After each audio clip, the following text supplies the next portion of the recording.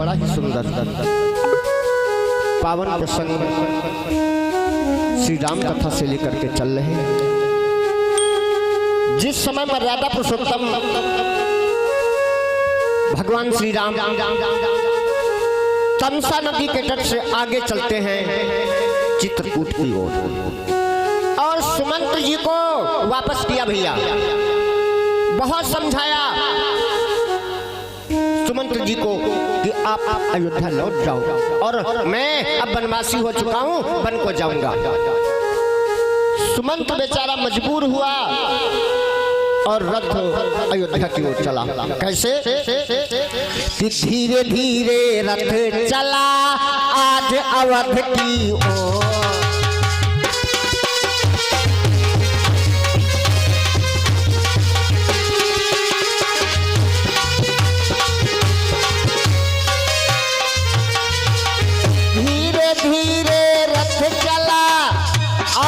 अवध की ओर। भागीरथी सुरेशती पहुँचे राज किशोर।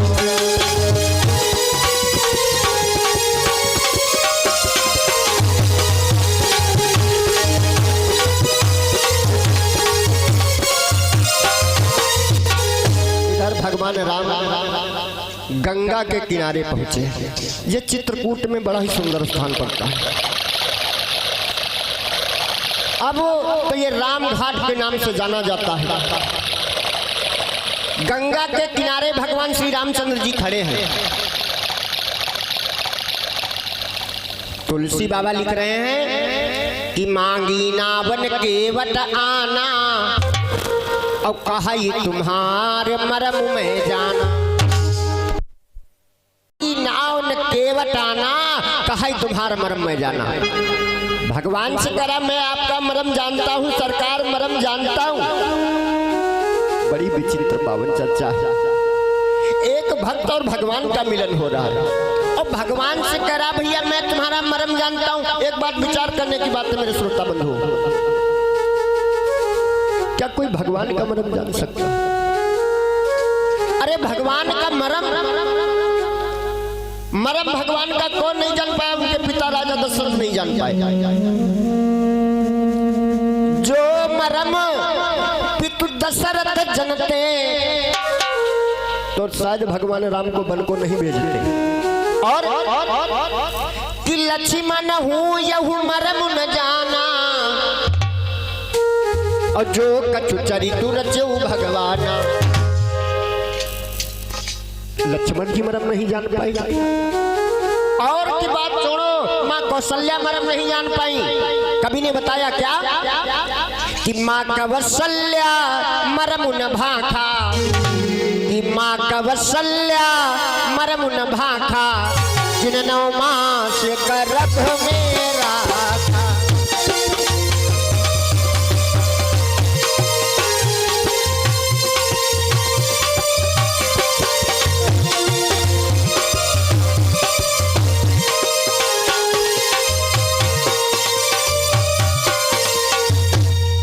कौशल्या भगवान का मरम नहीं जान पाई। तो मेरे श्रोता बंधु ये कौन सा मरम प्रभु का जानता है? भगवान कहने लगे भैया हमको केवल तुम पार कर दो गंगा से, गंगा से पार कर दो भैया। कि रात के जागे हुए दिन से माते हैं हम, पार कर दो नाव केवट बन को जाते हैं हम, पार कर दो। तो केवट कहने लगा सरकार सुन लो, पार तो नहीं लगाऊंगा, मैं उपाय आपको बता सकता हूं, गंगा पार हो जाओगे। तो कहा भैया हम कैसे गंगा पार जा पाऊंगा? तो कहा ऐसा कीजिए प्रभु, सीता को गोद में ले लीजिए और लक्ष्मण की भुजा पकड़ लीजिएगा ना, और गंगा इधर से उधर निकल जाए। तो भगवान कहने लगे क्या बात कर रहे हो केवट? अगर जो मैं आज ऐसा करूंगा ना, पत्नी को गोद में ले ले, तो आगे आने वाला कलयुग है, तो इसमें अपनी अपनी औरतों को लोग कंधे पर बिठला करके घूमेंगे। तो कहा अरे सरकार कौन देख रहा है यहाँ? 3 लोग आप हो ना और चौथे हम हैं, हम कहीं चुगली नहीं आपकी करेंगे। केवट से कहेंगे भगवान राम क्या बात कर रहे हो, जानते हो कौन देख रहा है केवट, तुमको नहीं मालूम है? अरे ऊपर तपी रहे सूर्य कर रहे,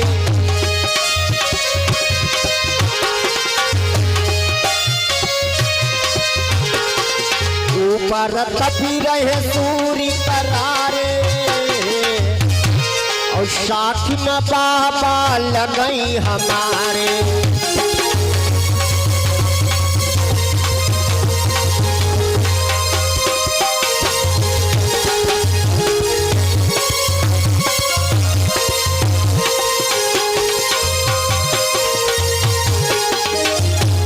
साखी में बाबा लग रहे हैं हमारे, मैं नहीं कर पाऊंगा। तो एक कवि ने कहा भगवान चाहते तो भैया बिना नाव के पार चले जाते। तो एक कवि ने कहा भाई वो कैसे चले जाते? तो कहा प्रभु के लिए कोई गंगा बड़ी चीज नहीं है मेरे श्रोता बंधुओं, भगवान चाहते तो पार चले जाते। तो कहा भाई बिना नाव के कैसे गंगा, इतनी नाली थोड़ी ना भगवान इधर से उधर कूद जाए। तो एक कवि ने कहा भगवान राम तो वही है कौन जो राजा बलि के यहाँ 3 लोकों में 3 लोक नाप लिए थे, वही भगवान राम है। ये गंगा कौन बड़ी चीज उनके लिए? आती भागवत में लाइनें क्या कहते हैं प्रभु ने अंश तलक सूरज के अंश ढाप डाले,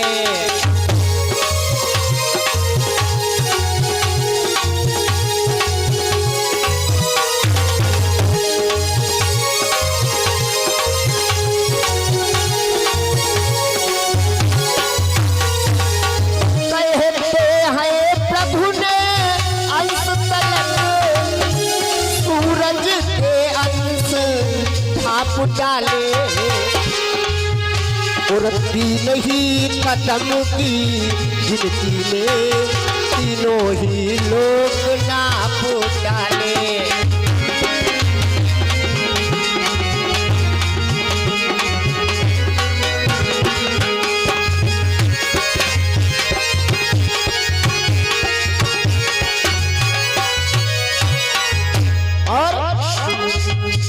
जमीन कम पड़ गई 3 कदमों में, तो भगवान विष्णु वामन अवतार में कहा ऐ राजा बलि सुनो कि प्रभु बोले खाता खत्म हुआ, अब थोड़ी रकम बकाया है, दे चुका दान के 3 कदम, अब आधा कदम बकाया है।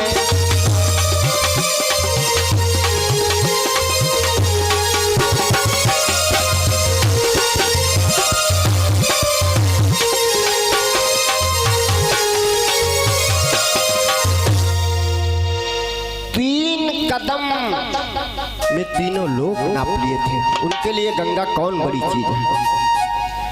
देखो भगवान के मन में एक बात है, भगवान चाहते तो पार चले जाते, लेकिन भगवान मन में सोच रहे हैं जिस दिन भगवान राम का विवाह हुआ था सीता जी से ना, तो सीता जी के मन में 3 इच्छाएं थी, यानी भगवान से 3 वरदान मांगे थे। कौन से? नंबर 1 जल यात्रा, नंबर 2 थल यात्रा, नंबर 3 नभ यात्रा। तो थल यात्रा तो सीता जी कर तो रही, वन को जा रही है, टहल रही वन में, और जल यात्रा भी इच्छा थी। तो भगवान राम ने मन में सोचा कि जल यात्रा आज से अच्छा संयोग कभी नहीं मिलेगा, तो आज सीता को जल यात्रा मैं कराऊं। और केवट बार बार भगवान राम से करा प्रभु आपका मैं मरम जानता हूं, मरम जानता है केवट, क्योंकि केवट को पिछले जन्म की याद है। केवट पिछले जन्म में एक कछुआ था, क्षीर सागर में रहता था। भगवान के पैर छूने के लिए दौड़ा तो लक्ष्मी जी ने उसको भगा दिया। दोबारा प्रयास किया उसने तो शेषनाग जी ने फुसकार मार दी। भगवान भक्त की भावना को समझ गए। कहा भक्तराज ठीक है, यहाँ पर आज तुम पैर नहीं छू पा रहे हो हमारे, तुम जाओ अगला जन्म केवट का लोगे और मैं तुम्हारे वहां आऊंगा, ये सब लोग हमारे साथ में हुए। वही बात केवट को याद है कि आज भगवान तो चरण हमसे धुलवाएंगे ही। और भगवान को एक बात का ध्यान आ रहा है, एक चित्रसेन नामक गंधर्व की याद आ रही है। चित्रसेन कौन था? ये देवराज इंद्र के यहाँ गंधर्व था। एक दिन दुर्वासा ऋषि पहुंचे। दुर्वासा ऋषि का सभी लोगों ने स्वागत सत्कार किया, पर चित्रसेन ने नहीं किया। दुर्वासा को क्रोध आ गया कि दुष्ट, सबने तो मेरा सम्मान किया और तूने मेरा सम्मान नहीं किया, तो मैं श्राप दे रहा हूं, जा तू पेड़ बन जाकर मृत्युलोक में। चरणों में बेचारा गिर पड़ा, प्रभु ये क्यों श्राप दे दिए हो, कुछ दया करो। तो दुर्वासा ने कहा सुन लो, ये सारा संसार जानता है कि मैं क्रोधी महात्मा हूं। मैंने श्राप दे दिया तो तुमको पेड़ बनना पड़ेगा, लेकिन तुम चरणों में गिर रहे हो चित्रसेन, तो तुम्हारा आगे उद्धार होगा। कब तुम्हारा उद्धार होगा? सुनो चित्रसेन, कि आगे जब त्रेता युग आई है,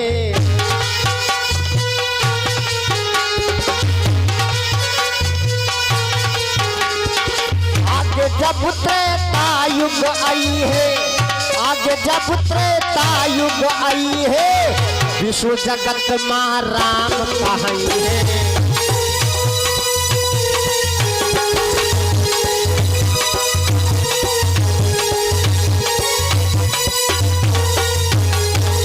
तब तुमका के वट कटवाई, तब तुमका के वट कटवाई, तुम्हारी सुंदर नाव बनाई।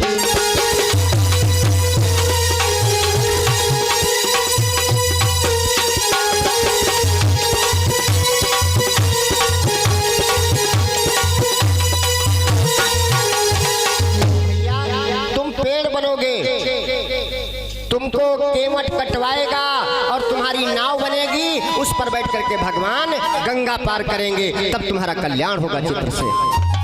तो आज भगवान राम को वही ध्यान आ रहा है, क्या चित्रसेन का भी गंधर्व का उद्धार करना है। और भगवान राम से कहता है केवट सरकार एक बात सुन लो, आपके बिना चरण धोए आज तो पार लगाऊंगा नहीं। भगवान कहने क्यों भैया? तो कहा सरकार मैंने सुना है आपके चरणों में जादू है, और महाराज आपने पत्थर से नारी बनाया है रास्ते में, और अगर जो हमारी नाव को नारी बना दोगे सरकार, तो हमारी तो रोजी रोटी समाप्त हो जाएगी। महाराज एक तो नारी हमारे घर में है, और अगर जो ये नाव को नारी बना दोगे ना, तो दो नारी हो जाएंगी, दिन भर लड़ाई करेंगी घर में, वो फैसला करेंगे या हम अपनी रोजी रोटी कमाएंगे। महाराज ऐसा मत करो। और भगवान राम से कहता सरकार तुम भी सुन लो, कि जो तीन तिरिया, किसके? राजा दशरथ के, जो तीन तिरिया और भवन ना दासी, तो काहे राम तुम्हारी बन होती निकासी। अगर जो तीन तिरिया न होती राजा दशरथ के, तो शायद तुम भी बन को नहीं आते। महाराज ये स्त्रियों वाला, नारियों वाला रोग हमको मत दो महाराज, ऐसे पड़े रहने दो, ऐसे निकल जाओ। तो कहेंगे नहीं भैया पार तो करना पड़ेगा केवट। तो कहता सरकार फिर एक शर्त मंजूर करना पड़ेगा। कौन सा? कि अपना मेरा दोनों ही का यो काम बना ले राजा जी।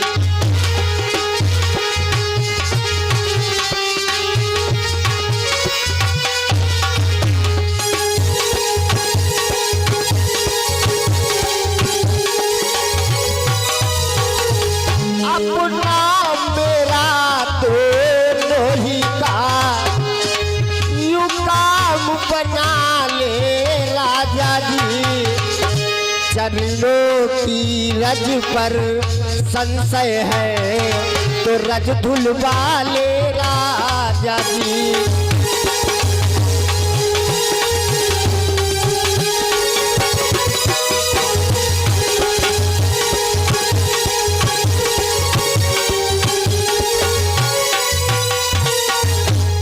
अरे सरकार अपने चरण को धुलवा लीजिएगा ना, नाव पर बिठू ला करके पार कर दूंगा आपको। और भगवान राम से कह रहा है एक बात सुन लो प्रभु, हमारी 3 शर्तें हैं, अगर जो नाव पर बैठोगे तो 3 शर्तें मंजूर हो तब तो नाव पर बिठलाऊंगा आपको। भगवान राम ने कहा भैया 3 कौन सी शर्तें अब हो गई तुम्हारी, अभी तक 1 थी। कहा नहीं सरकार अब 3 शर्तें बढ़ गई हमारी। तो कहा भैया कौन सी 3 शर्तें हैं? तो कहता केवल सुनो कि पद पदम धोई चढ़ाई नाथ न उतराई जहां। शर्त नंबर 1 आपके चरणों को धुलूंगा। शर्त नंबर 2 पद पदम धोई चढ़ाई।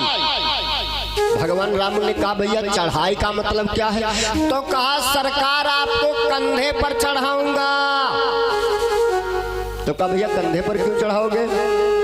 तो कह लगे कंधे पर इसलिए चढ़ाऊंगा कि आपके जब पैरों को धुलूंगा और नाव तो अंदर चल के खड़ी होगी हमारी नाव, तो वहां तक आपको कंधे पर बिठला करके ले जाऊंगा। और वरना अगर फिर बालू पर पैर रख दोगे तो गीला पर धुनी मिट्टी लग जाएगी ना, तो पैर कंधे पर चढ़ना पड़ेगा आपको।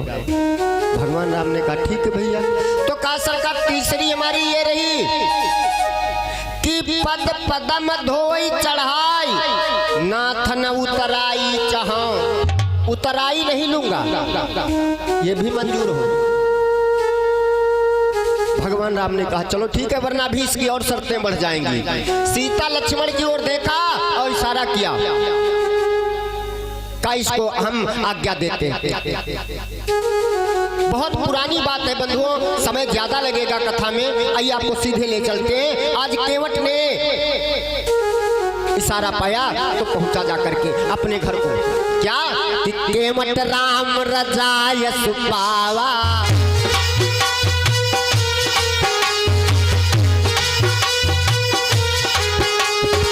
केवट राम रजाय सुपावा, केवट राम रजाय सुपावा, पानी कठौता भरी लई आवा।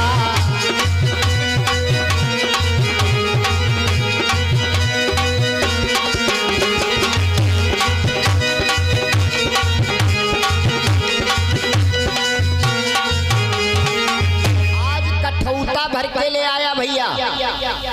केवट बहुत चालाक था, जानता था ये अगर जो कठौती लेकर के जाऊंगा तो ऐसा न हो भगवान का चरण लग जाए कठौती में। और जो कठौती में लगा चरण, सबसे पहले तो बन जाएगी लड़की, और जो लड़की बन जाएगी तो कम से कम 4 लाख दहेज देना पड़ेगा। और अगर जो कठौता लेकर के जाते हैं, जो कठौता में पैर धुलईबा लड़का बनी जाई दाय जुपईबा।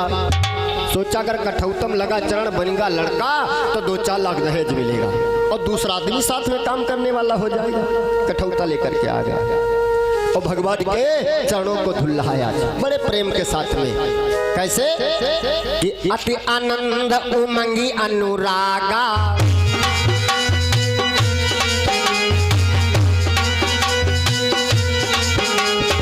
अति आनंद उमंगी अनुरागा, अति आनंद उमंगी अनुरागा, चरण सरोज पखारन लागा।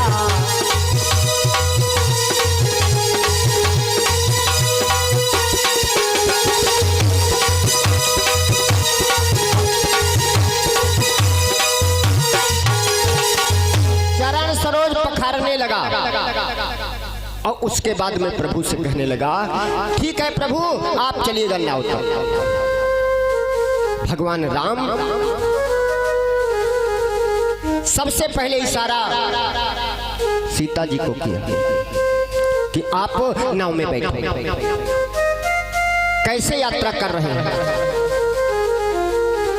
किसी चढ़ाई चढ़े रघुराई, पहले सीता जी को चढ़ाया, उसके बाद में लक्ष्मण को, उसके बाद में भगवान राम बैठे। और यात्रा करनी चाहिए भैया, कैसे करना चाहिए ये मानस बताती। आजकल के नवयुवक हमारे भाई लोग यात्रा जानते हो कैसे करते हैं। अगर जो आप रामचरितमानस का ध्यान करते हो, चिंतन करते हो, याद करते हो, सुनते हो, तो तुमको मालूम हो जाएगा, ज्ञान हो जाएगा कैसे यात्रा करनी चाहिए।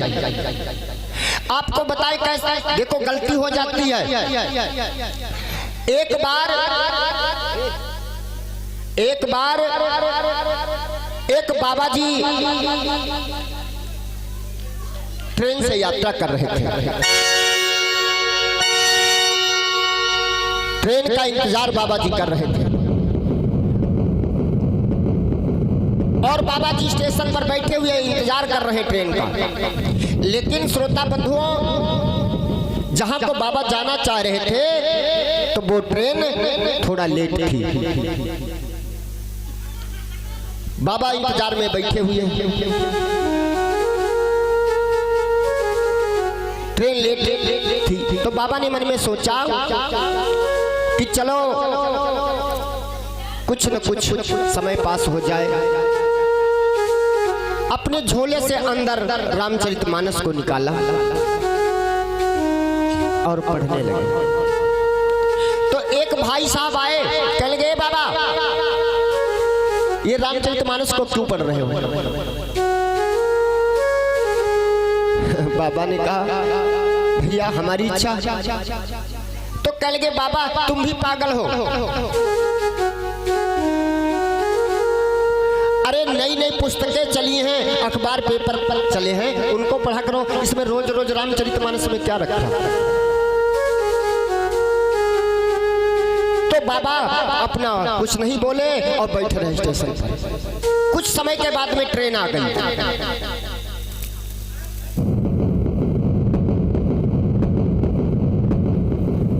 कुछ समय के बाद में ट्रेन आई और चल देती।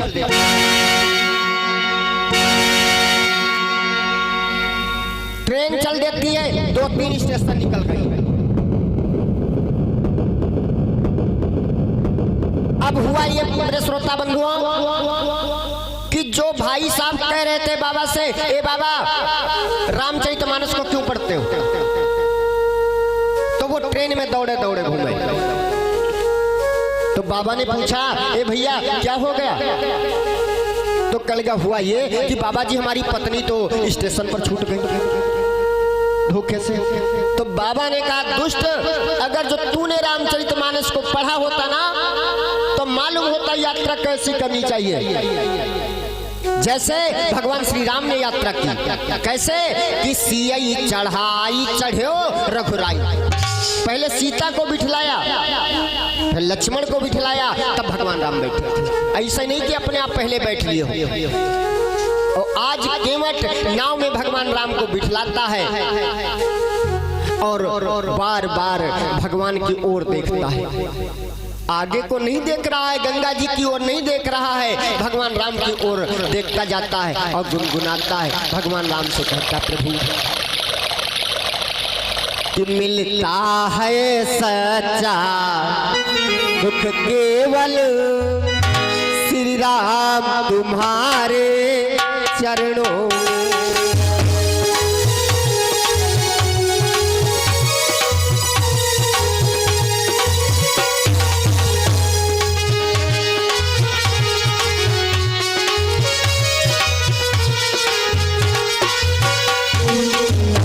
मिलता है सच्चा सुख केवल श्री राम तुम्हारे चरणों में। यह विनती है पल पल छिन छिन